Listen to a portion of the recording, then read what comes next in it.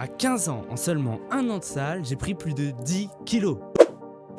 Moi c'est Lilian, je vais à la salle depuis bientôt 2 ans et aujourd'hui je vais te passer mes meilleures astuces pour gérer ta nutrition quand t'es au lycée. Alors on va commencer par les bases en 3 mots: glucides, lipides, protéines. Et pour n'importe quel objectif, que ce soit prise ou perte de poids, la protéine ce sera la base de tout. Et même juste pour la santé en général, ça va être le plus important. Les protéines c'est surtout la viande, le poisson, les œufs et il y a aussi les protéines végétales style haricots blancs, lentilles, etc. On dit souvent que le quota journalier c'est entre 1,6 et 2 grammes par kilo de poids de corps. Maintenant je vais te donner les cheat codes pour arriver dans la tranche de ton quota.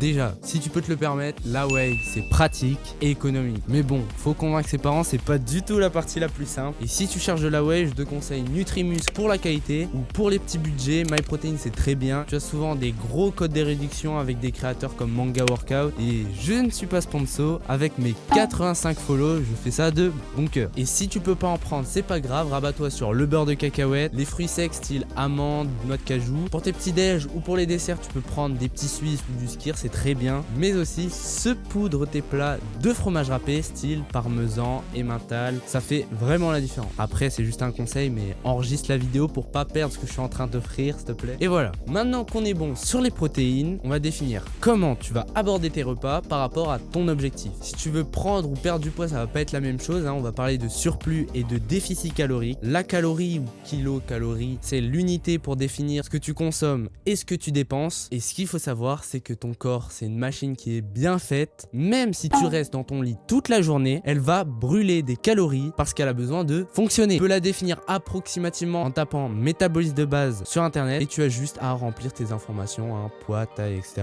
ton âge. Mais bon, on va dire que pour toi c'est déjà très avancé, donc on va encore simplifier le truc. C'est à peu près au feeling qu'est-ce que tu manges tous les jours. Si tu veux prendre du poids, tu vas essayer d'augmenter progressivement tes portions quand tu manges chez toi ou d'aller te resservir à la cantine.